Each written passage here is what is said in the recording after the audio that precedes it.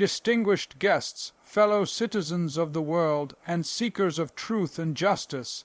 Today, we stand at a remarkable crossroads in the journey of human development, a moment that marks not just the rise of a nation, but the reshaping of a global order.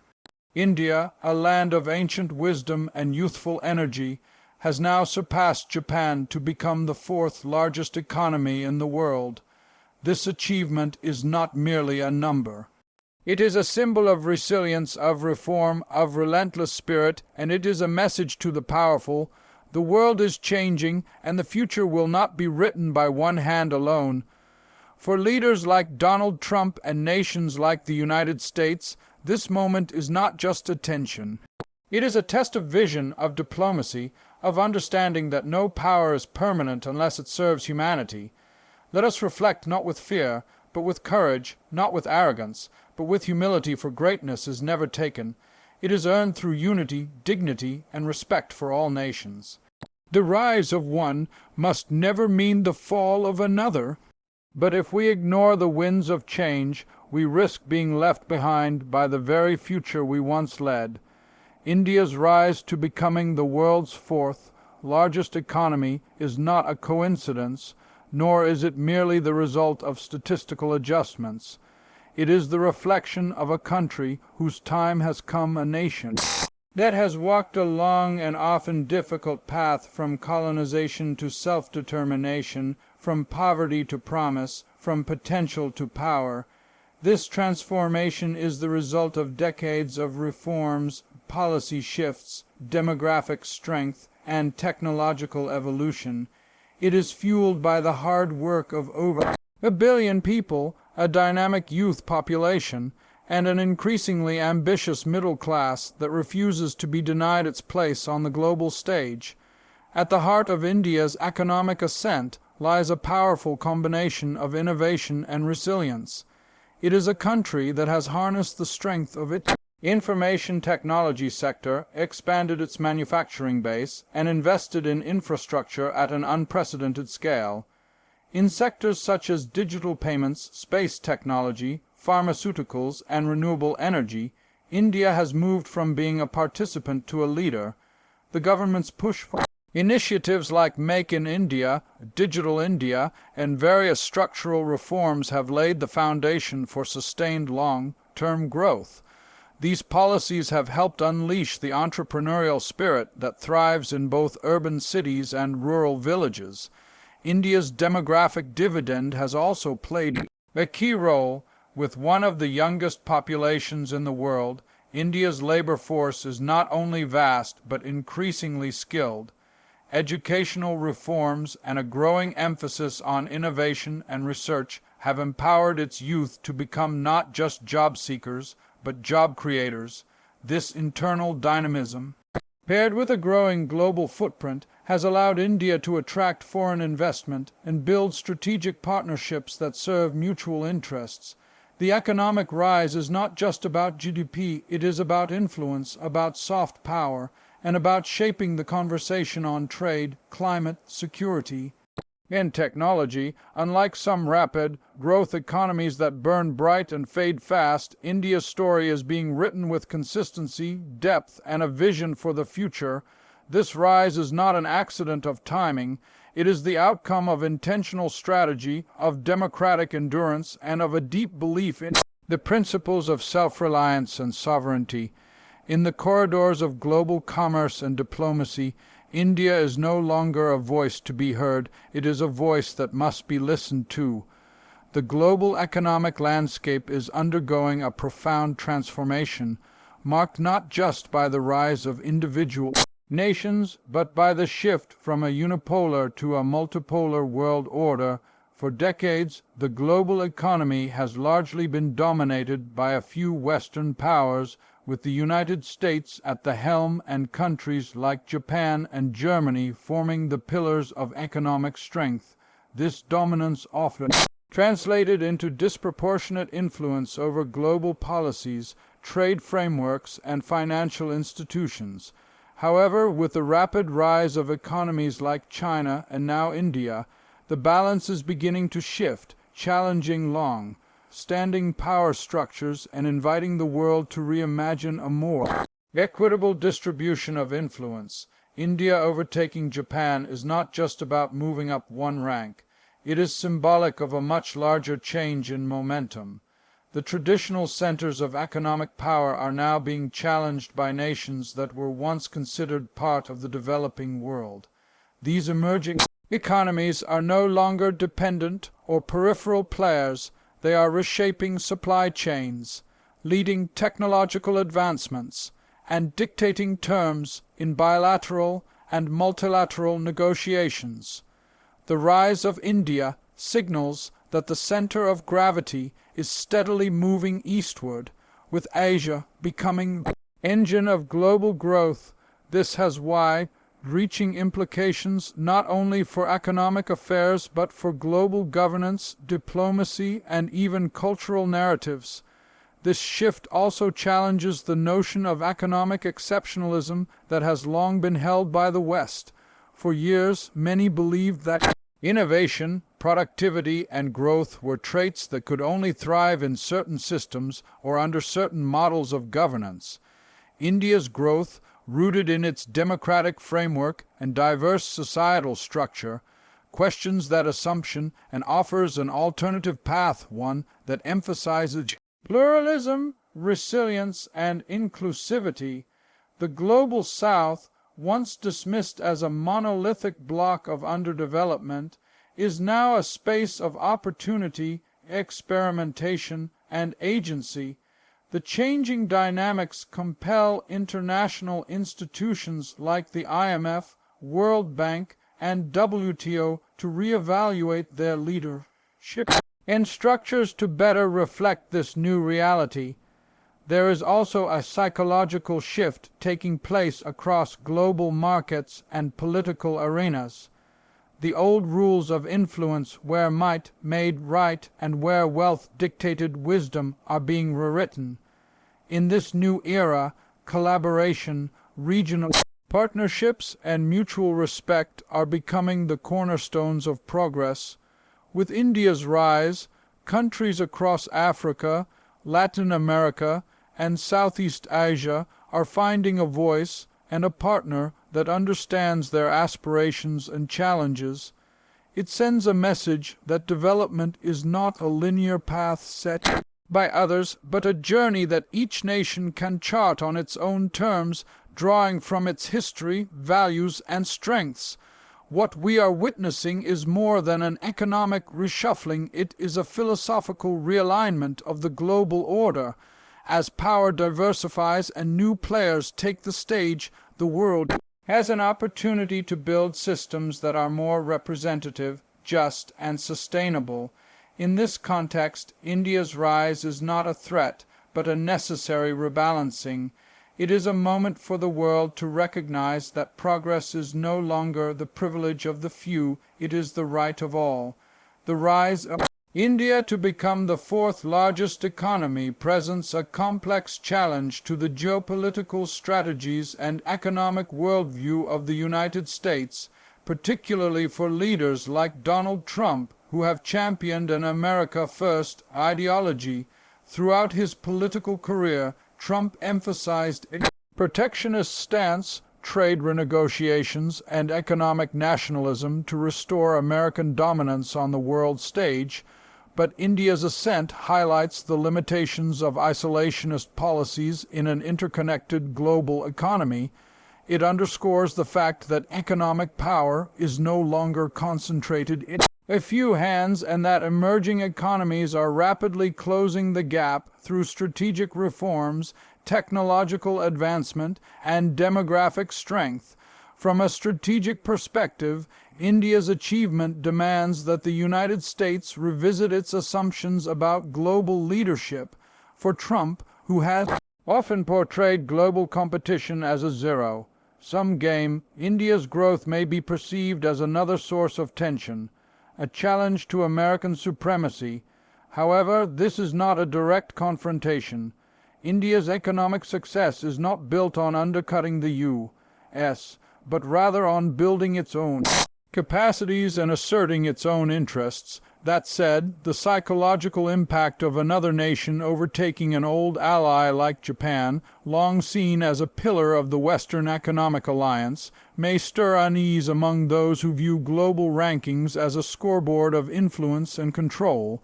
Trump's previous engagements with India have been a mix of admiration and transactional diplomacy.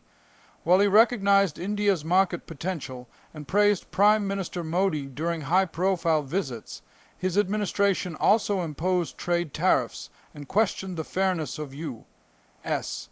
India trade relations. This ambivalence reflects a broader uncertainty in American foreign policy, whether to treat India as a partner in countering China's rise or as a competitor in its own right. India surpassing Japan shifts that debate into sharper focus. It forces American policymakers, including Trump and his supporters, to reassess whether the old models of alliance building are sufficient for a new era where allies are not just strategic but also competitive. There is also a domestic political dimension to consider. Trump's base often views globalization through a lens of job loss and manufacturing decline. The success of countries like India may be portrayed not as a testament to reform and innovation, but as a threat to American workers. This narrative, while emotionally powerful, oversimplifies the reality. In truth, India's rise presents opportunities for cooperation in tech, defense, clean energy, and digital innovation, but to seize those opportunities, the U.S. must shift from a defensive posture to one of strategic collaboration, something that may not align with Trump's rhetoric or his approach to international engagement. India's economic trajectory also raises questions about the effectiveness of American soft power and global leadership in the 21st century. For decades, U.S. leadership was predicated not only on military strength, but on economic prosperity and the ability to shape the global agenda. If India can achieve such growth while asserting its own values and priorities, it sends a powerful message. There is more than one way to achieve success on the global stage. This ideological diversification is what makes India's rise particularly significant in the eyes of leaders like Trump, who have often portrayed the American way as the only way. India overtaking Japan to become the world's fourth largest economy is a moment of profound symbolism for the Asian continent. For decades, Japan stood as Asia's foremost economic powerhouse, admired for its innovation, efficiency, and industrial dominance. It was long seen as the benchmark for development in the region, the model that others aspired to emulate. But now, with India ascending into that fourth position, the mantle of leadership is beginning to shift. This change does not diminish Japan's legacy. It reflects the dynamic and evolving nature of Asia itself. It is a clear indicator that the continent is no longer shaped by a single dominant force, but is increasingly defined by diverse centers of growth and influence. India's rise signals the emergence of a new kind of leadership in Asia, one that blends traditional values with modern innovation, youthful energy with institutional maturity, and strategic ambition with democratic resilience. While Japan built its economy through post-war industrialization and high-tech exports, India's growth has come from a different trajectory, a digital first economy, a booming service sector, and a large, youthful population that continues to drive consumer demand and entrepreneurial innovation. This new model reflects the unique conditions of the 21st century, where adaptability, digital integration, and scale matter just as much as industrial output. The shift also illustrates how Asia's geopolitical map is being redrawn, with China already the world's second largest economy and India now entering the top four. The region is increasingly becoming the center of global economic gravity. The future of trade, technology, energy, and innovation is being shaped by decisions made in Delhi, Beijing, and other Asian capitals. India's rise, in particular, offers a counterbalance within the region, presenting an alternative to China's centralized governance model. For many countries in Asia and beyond, India represents a vision of progress that is grounded in democracy, diversity, and open markets, which make its leadership more inclusive and potentially stabilizing. As India steps into this new role, the responsibilities and expectations on the global stage will also increase. Economic leadership is not just about numbers. It is about shaping narratives, influencing decisions, and contributing meaningfully to global challenges. Climate change, technological regulation, supply chain security, and equitable trade are all issues where India's voice is now not just welcome but essential. Its ability to collaborate with both developed and developing nations positions it uniquely as a bridge between worlds, capable of fostering consensus in a divided global environment. The changing of positions between India and Japan should not be viewed as a rivalry, but as part of a broader Asian resurgence. In fact, there is vast potential for cooperation between the two nations, especially in areas like infrastructure development, clean energy, and technology transfer. Japan remains a vital investor in India, and the two nations share strategic interests that can shape the Indo-Pacific region's future. The symbolism of India surpassing Japan is powerful, but the strategic reality calls for deeper partnerships within Asia that elevate the continent as a whole. As more Asian nations grow in influence, the opportunity arises for the region to redefine global governance in a way that reflects its shared values and diverse experiences. The rapid economic transformation of nations like India is a clear indication that the world is moving toward a more balanced, multipolar structure, one where cooperation must replace outdated models of dominance and zero-sum competition. As traditional powers come to terms with the rise of new global players, it becomes increasingly evident that progress cannot be monopolized. In a world deeply interconnected by trade, technology, and climate, the prosperity of one nation can and should complement the progress of others. The old model, where growth in one region was often seen as a threat to another, no longer holds up against the complexity of modern global interdependence. India's elevation to the position of the fourth largest economy provides a powerful opportunity to reframe global dialogue. Instead of inciting fear or rivalry, it presents a moment for leading powers to embrace shared growth. It is a call for collaborative development, not competitive anxiety. In areas such as climate change, global health, cybersecurity, and space exploration, nations have far more to gain from working together than from clinging to outdated geopolitical hierarchies. India's growing influence and its partnerships with both the global North and South put it in a unique position to be a catalyst for unity. It can serve as a voice of reason in international forums, bridging gaps between continents, ideologies, and economies.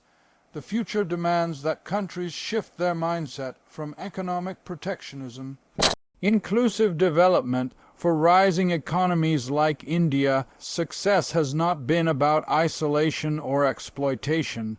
It has been about participation, reform, and relentless internal development. Similarly, established powers like the United States and European Union must adapt to a reality where leadership is defined not by the ability to dominate, but by the willingness to lead through cooperation and mutual respect. India's story is a powerful testament to how democratic principles, innovation, and strategic partnerships can elevate a nation without undermining others. This evolving global order must also be reflected in international institutions and decision-making bodies. The IMF, World Bank, United Nations Security Council, and other platforms of influence must broaden their representation to include voices that reflect today's global realities. India, With its economic weight, democratic legitimacy deserves a seat at every major table. More importantly, its presence can reshape those tables to better serve a world no longer dominated by one narrative, one region, or one ideology. Inclusivity in governance leads to greater legitimacy, and legitimacy fosters cooperation that is lasting and sustainable. In this new era, power should not be defined by the ability to dictate, but by the ability to unite. The challenges humanity faces, pandemics, climate disasters, conflicts, and economic inequality, do not respect borders, nor do they yield to nationalist rhetoric. They demand a united front, one in which rising economies like India play a central role alongside older powers. The future lies not in resisting change, but in embracing it with open arms and open minds. As the world becomes more interconnected, the only path forward is together.